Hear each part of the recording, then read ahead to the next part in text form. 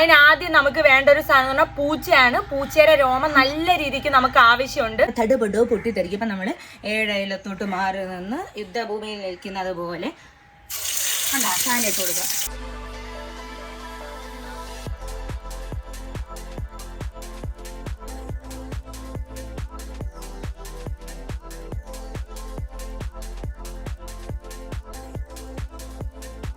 Hello guys, welcome back to our channel. അപ്പോൾ എല്ലാവർക്കും നമ്മുടെ പുതിയൊരു വീഡിയോയുടെ സ്വാഗതം ഗൈസ്. അപ്പോൾ ഇന്ന് നമ്മുടെ വീഡിയോ എന്ന് പറഞ്ഞാൽ കുറേ നാളായിട്ട് കമന്റ് ബോക്സ് വരുന്നൊരു സംഭവമാണ്. ഞാൻ ഗ്ലൂട്ട എടുത്തിട്ടുണ്ടാ, ഗ്ലൂട്ട എടുത്ത് എത്ര സിറ്റിങ് എടുത്തപ്പോൾ എനിക്ക് റിസൾട്ട് കിട്ടിയത്, എത്ര രൂപയായി, അതിന് എന്ത് സൈഡ് എഫക്ട്സ് എന്തെങ്കിലും വന്നുകൊണ്ട് എൻ്റെ പൊന്ന് തമ്പരാനെ ഇതുവരെ ഈ നിമിഷം വരെ ടിൽ നൗ വരെ ഞാൻ ഗ്ലൂട്ടാത്തന്നെ എടുത്തിട്ടില്ല.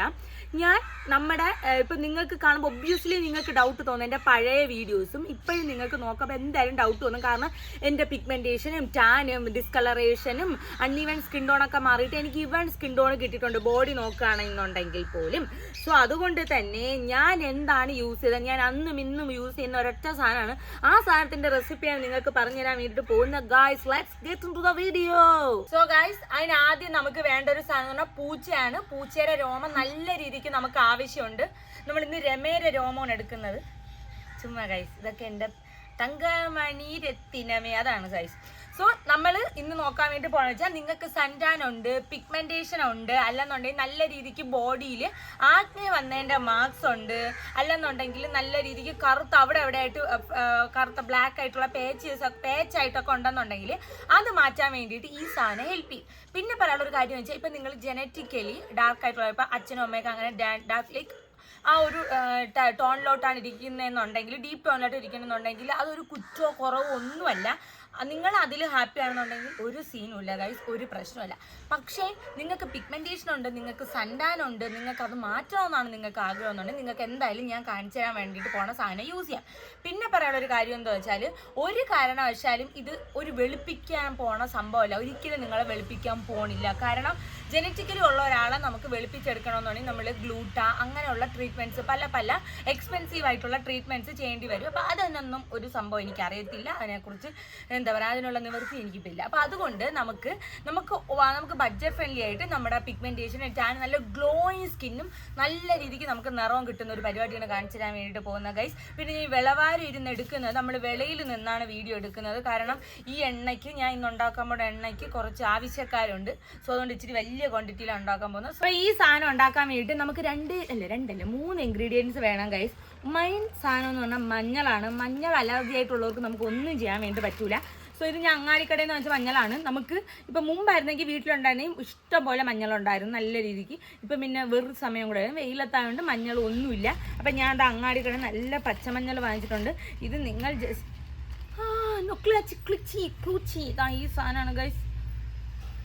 ഇതുണ്ടല്ലോ, തങ്കമേ അത്രയ്ക്ക് സൂപ്പർ സാധനമാണ്. ഇത് ഒരൊറ്റ സാധനം മതി സ്കിന്ന് ബ്രൈറ്റ്. എന്നെ സംബന്ധിച്ചിട്ട് സ്കിൻ ബ്രൈറ്റൻ ആവാനായാലും നമുക്ക് ഈ ഓയിൽ കാരണം നമുക്ക് ആക്നെ വരുമല്ലോ, അതൊക്കെ പോകാൻ വേണ്ടി അടിയാണ്. PCOD ആക്നെയോ അങ്ങനത്തെ ആക്നെ അല്ല, ഓയിൽ കാരണം വരുന്നുണ്ടാകുന്ന ഭയങ്കര ഓയിലി സ്കിന്നിന് വരുന്ന ഒരു ആക്നെ ഉണ്ടല്ലോ, ആ ആക്നെയൊക്കെ പോകാൻ ഈ സെറ്റ് സാധനമാണ് ഇതെന്ന് പറയണത്.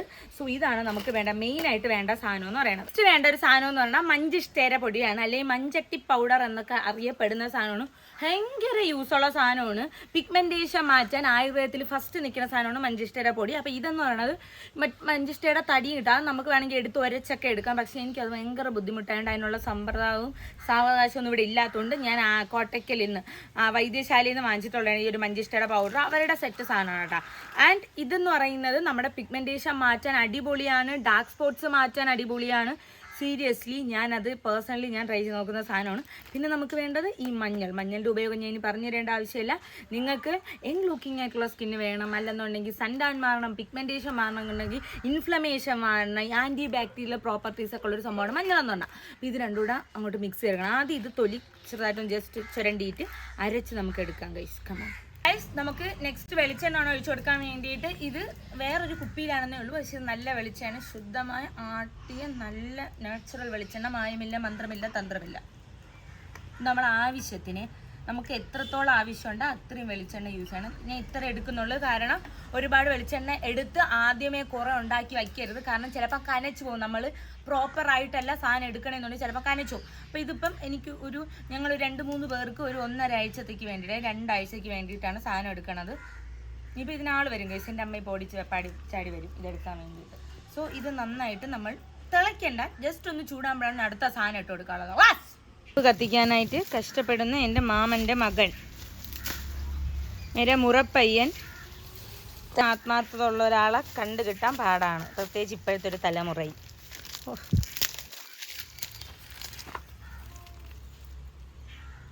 മഞ്ഞൾ അരച്ചെടുത്തിട്ടുണ്ട്. ഇതാണ് നമ്മളുടെ പ്യുവർ മഞ്ഞൾ അരച്ചെടുത്ത്. ഇത്ര മഞ്ഞളാണ് നമ്മൾ എടുക്കണം. നിങ്ങൾക്ക് വേണമെങ്കിൽ കുറേ എടുക്കാം, പക്ഷെ ഭയങ്കര യെല്ലോ കളർ വരും.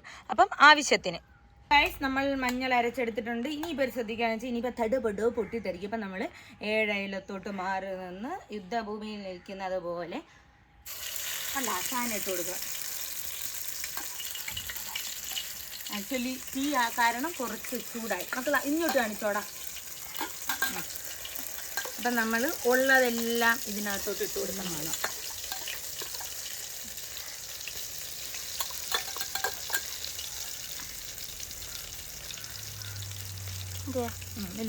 ഇങ്ങനെ കാണിച്ചോ.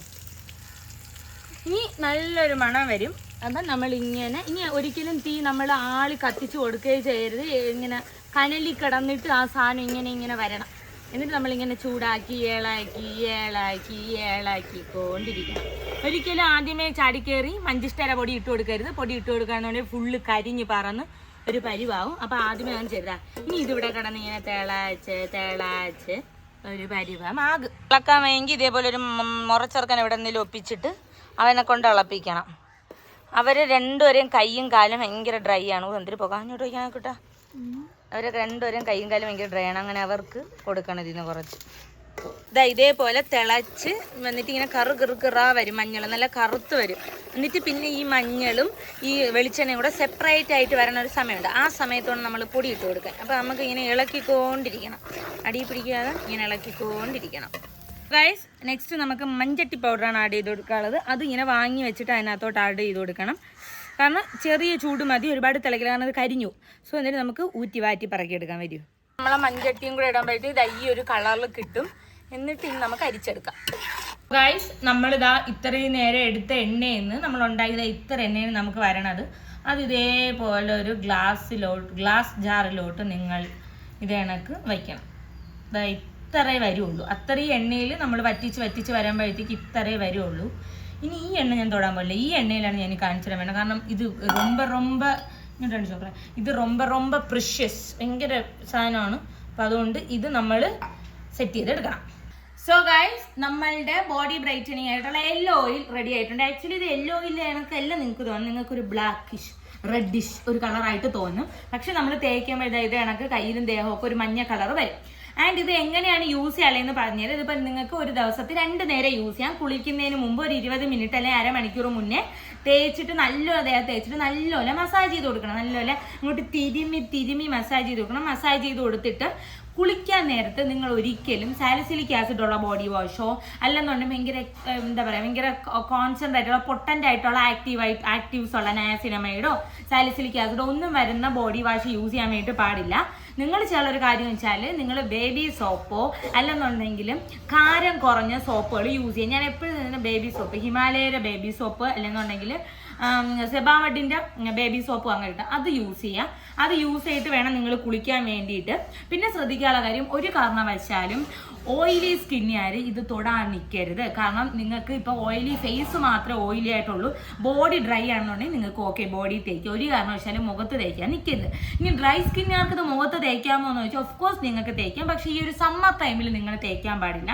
വിൻ്റർ ടൈമിൽ വേണം നിങ്ങൾ തേക്കാൻ വേണ്ടി. കാരണം സമ്മർ ടൈമിൽ തേക്കുകയാണെന്നുണ്ടെങ്കിൽ സീനാണ് ഗൈസ്. കാരണം നമ്മൾ ഇത് തേക്കും, നമ്മൾ വിയർക്കും, നമ്മുടെ പോൾസിനകത്തോട്ട് കയറിയിരിക്കും, അങ്ങനെയൊക്കെ ഒരു പ്രശ്നമുണ്ട്. അപ്പം ഞാൻ എപ്പോഴും സജസ്റ്റ് ചെയ്യുന്നത് ബോഡിയിൽ തേക്കാനായിരിക്കും. മുഖത്ത് തേക്കുന്നതിൽ ഞാൻ അങ്ങനെ സജസ്റ്റ് ചെയ്യുന്നില്ല, കുരുവൊക്കെ വരാൻ ചാൻസ് ഉണ്ട്. കാരണം കൊമിഡോജനിക് ജനിക്കാണ് നമ്മുടെ ഈ ഒരു വെളിച്ചെണ്ണ എന്ന് പറയുന്നത്. സോ നമ്മുടെ പോൾസിനകത്തോട്ട് കെയർ ചെയ്ത് ക്ലോഗ് ചെയ്തിരുന്നിട്ട് കുരു ഉണ്ടാക്കാനുള്ള ചാൻസ് ഉണ്ട്. അപ്പോൾ എന്തായാലും ബോഡിയിൽ തേക്കുക, ബോഡി ആക്നെ ഉള്ളവർ തേക്കാൻ നിൽക്കരുത്. പിന്നെ പറയാനുള്ള കാര്യം, ഇത് തേച്ചുകൊണ്ട് നിങ്ങൾ മറ്റേ ടൈഡിൻ്റെയൊക്കെ പരസ്യത്തിൽ കണെങ്കിൽ അങ്ങനെ ഒന്നും ആവാൻ വേണ്ടിയിട്ട് പോകില്ല. ഇതൊരിക്കലും നിങ്ങളെ വെളുപ്പിക്കൂല. നിങ്ങളെ സൺടാനും പിഗ്മെന്റേഷനും മാറ്റാം. പിന്നെ ഞാൻ ഇത് വെക്കേഷനാണ്, ഇപ്പം എല്ലാവർക്കും വെക്കേഷനാണ്. വെക്കേഷൻ ടൈമിൽ നിൽക്കണോണ്ട് നിങ്ങൾക്ക് സീരിയസ്ലി ഈ 2 മാസം നിങ്ങളിത് കണ്ടിന്യൂസ് ആയിട്ട് ഡെയിലി തേച്ച് കുളിച്ച് നോക്ക്.